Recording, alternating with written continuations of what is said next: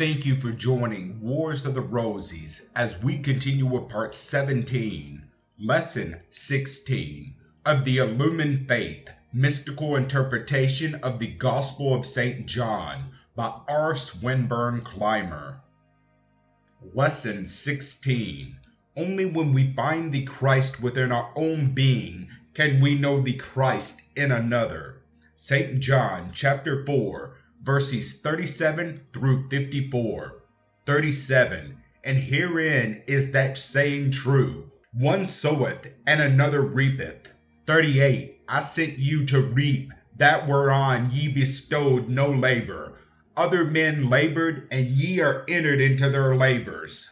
If we live according to the divine law, we will use the creative forces of the awakened mind to build the temple wherein the living God may dwell. In the building of this temple, it is necessary for us to remake or to transmute the body, cleansing it in every way, so as to make it a fit habitation for the illumined soul. We must harbor only such thoughts as are in harmony with the Christ ideal. We must entertain only such desires as are pure, holy, and noble. We must do the things which are not only for the good of ourselves, but for the good of others. It follows that if all the thoughts and all the desires and all the acts are for the building of the perfect temple, they are, consequently, also for the good of humanity. In this connection, it is well to recall the principle of Jesus,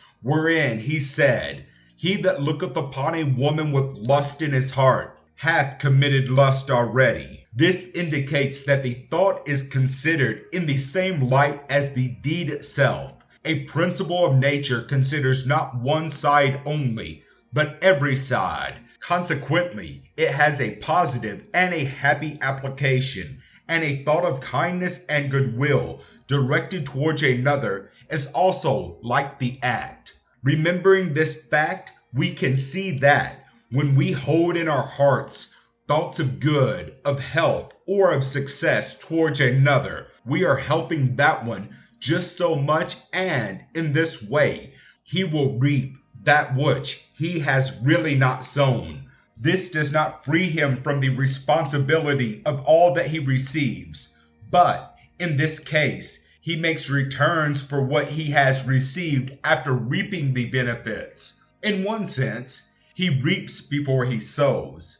In like manner, there may be many who, traveling the path and knowing the divine law, are sowing good for us, which we shall reap without having sown.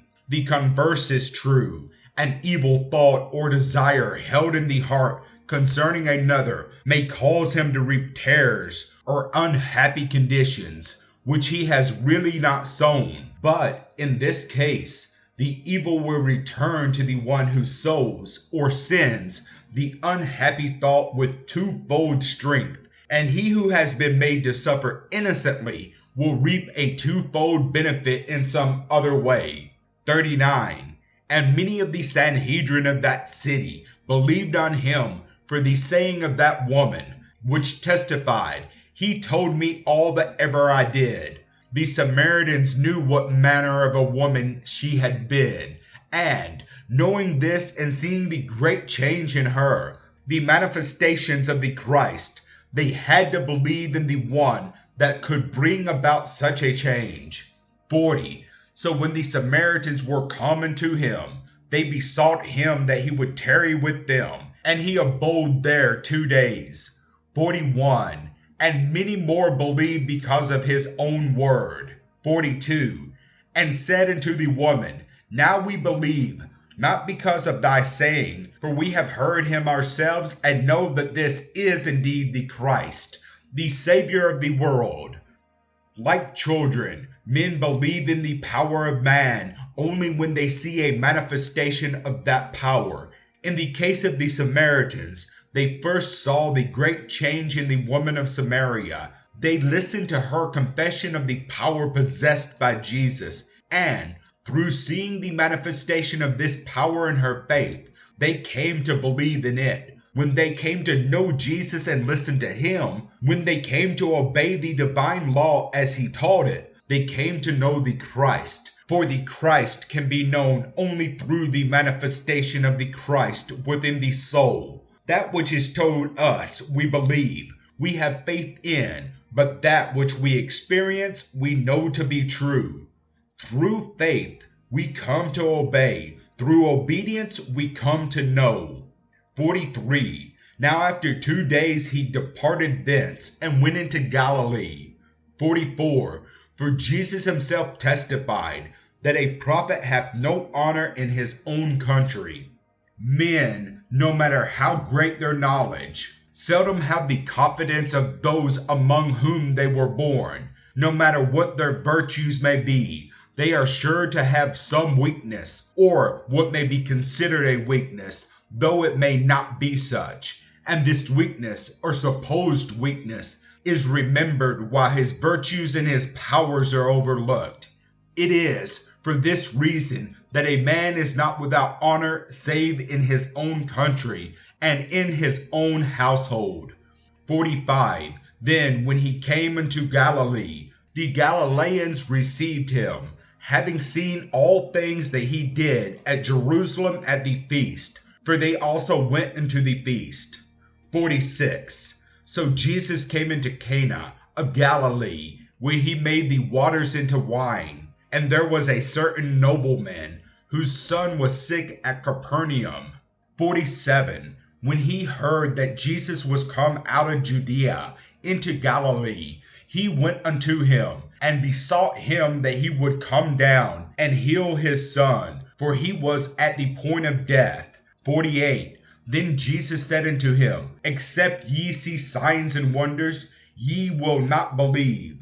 Men must be shown some signs of power before they will believe. This has been the rise to all the trickery and mockery which has been the lot of mankind for ages past. Instead of examining a doctrine carefully and learning whether it is one of weakness or of strength, men are inclined to accept any doctrine provided some exposition of power is given. Men are inclined to accept any doctrine provided some exposition of power is given. If thou healest me, then I will believe in thee, might have been the saying of the nobleman, for that was the thought in his heart. 49. The nobleman said unto him, Sir, come down ere my child die. 50. Jesus saith unto him, Go thy way, thy son liveth. And the man believed the word that Jesus had spoken to him, and he went his way.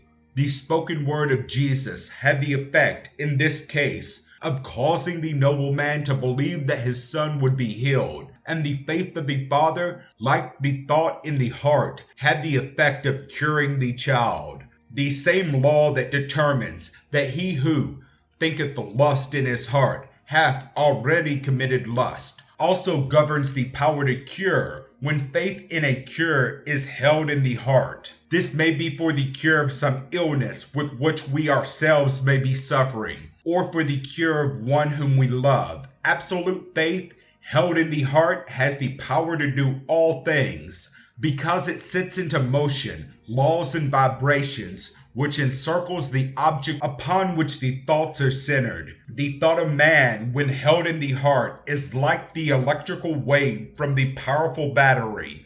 It circles everything, and is caught by that which is attuned to it. Love in the heart of the Father, for the Son had sent the vibrations, or rays, of faith direct to the heart of the Son. 51. And as he was now going down, his servants met him, and told him, saying, Thy son liveth. 52. Then acquired he of them the hour when he began to amend. And they said unto him, Yesterday at the 7th hour the fever left him. 53. So the father knew that it was at the same hour in which Jesus had said to him, Thy son liveth, and he himself believed it, and his whole house. It was at the same hour in which Jesus had said to him, Thy son liveth, and he himself believed it, and his whole house. Now he alone was there, his household, or his family, was far away and knew not what was taking place. This must then be interpreted to mean that all the attributes and the faculties of his being, his mind and his soul, believed that the Son was cured, and it was so. The thought and the desire, which formed the powerful vibrations of health, through the love of the Father for the Son, went directly to the Son and raised the low or diseased vibrations of his organism, which resulted in the cure. 54. This is again the second miracle that Jesus did when he came out of Judea into Galilee. Thank you for watching, and please don't forget to share, like, subscribe, and comment. And if you can, please consider donating to Wars of the Rosies. Links to PayPal and Patreon are in the description. Thank you so very much.